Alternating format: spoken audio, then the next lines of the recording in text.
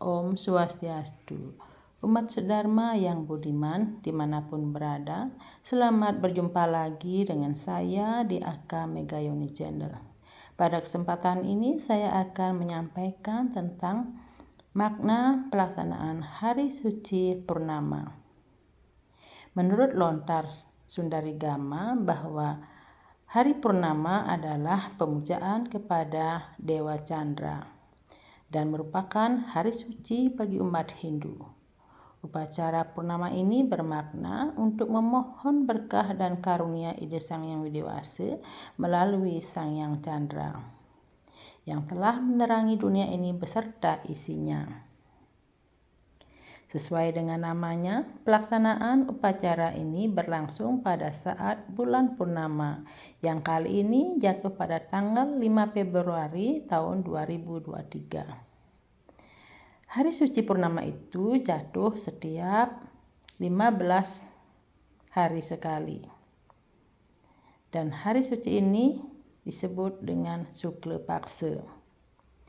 Pada upacara purnama ini, umat Hindu melakukan persembahyangan dan melakukan permohonan kepada Ida Sang Hyang Widi-Wasa yang bermanifestasi sebagai Sang Hyang Chandra agar dapat melebur kotoran atau dosa-dosa baik yang sengaja maupun yang tidak sengaja, agar kita kembali bersih jiwa dan pikiran kita seperti sedia kala. Sebelum melaksanakan upacara persembahyangan dan mengadakan puji syukur kehadapan Ida Sang Hyang Widi-Wasa atas anugerah yang diberikannya, sebaiknya umat Hindu melakukan penyucian diri atau membersihkan diri dengan tirta. Umat sedharma yang saya hormati, mungkin itu tentang makna dari hari purnama.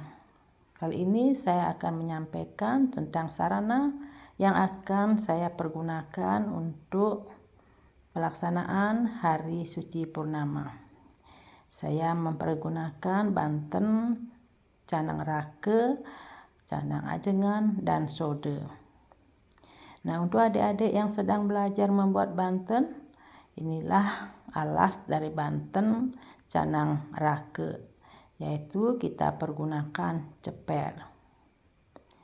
Nah, namun saya akan menyampaikan bahwa kita tidak hanya bisa membuat saja, tetapi kita harus tahu makna daripada ceper ini. Pada intinya, ceper adalah berbentuk segi empat yang melambangkan swastika. Ceper ini sebagai permohonan keselamatan memohon kepada Sang Hyang Widi-Wasa agar selalu kita diberi keselamatan. Nah, caranya kita potong-potong, kemudian bentuk yang berjumlah 5 potong ya, adik-adik ya. Nah, ini ceper sudah jadi. Kenapa harus besar? Karena ceper canang rake ini isinya adalah buah-buahan dan jajan.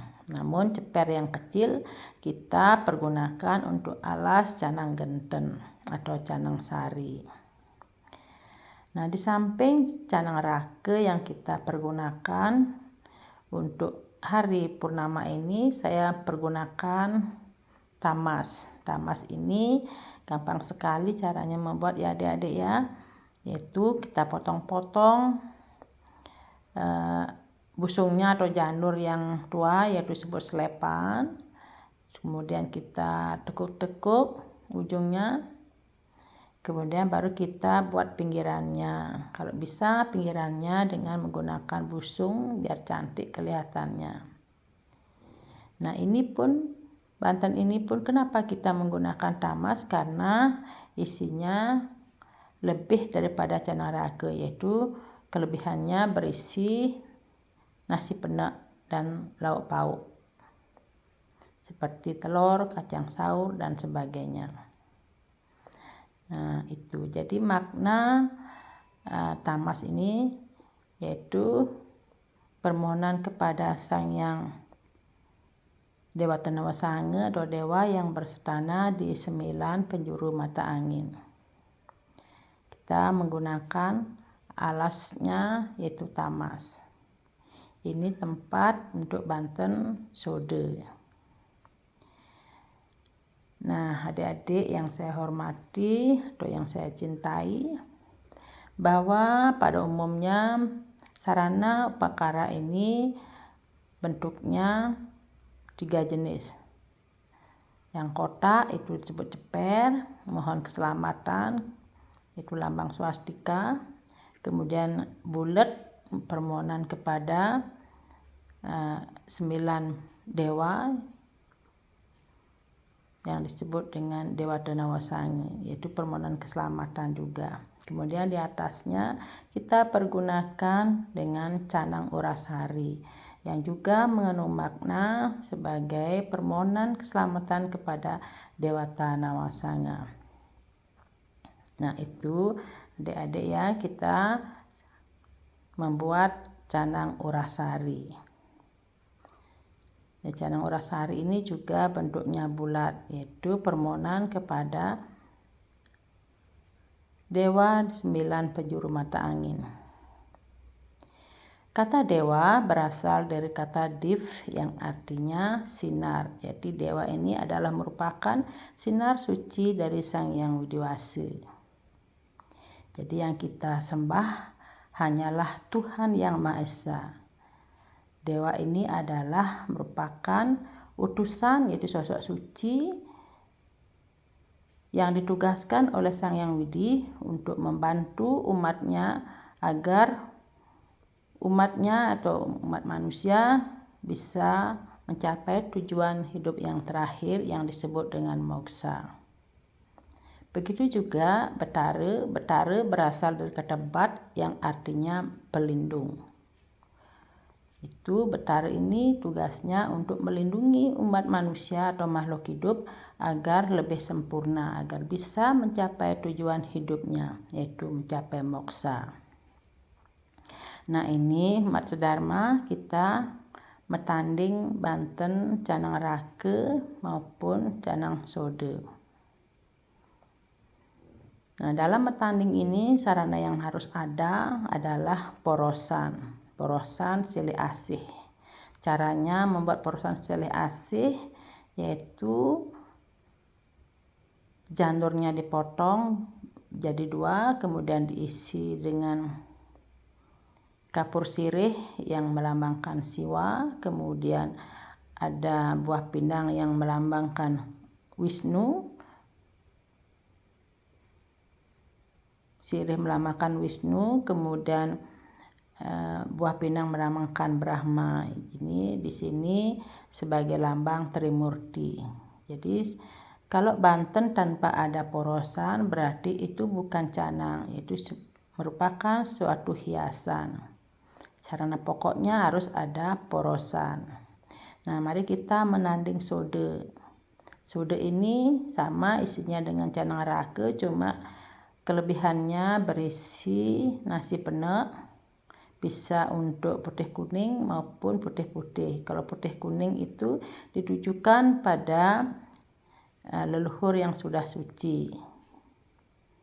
Dan penek ini dipergunakan untuk leluhur yang masih belum diaben atau belum dilinggihkan di kemulan.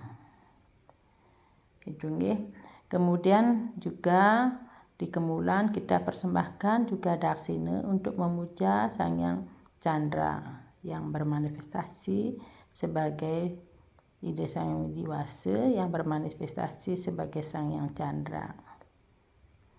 Nah, ini teman-teman atau Mat Sedharma, kita sudah selesai metanding canang sode berisi canang genten di atasnya. Kalau canang sode biasa atau canang rake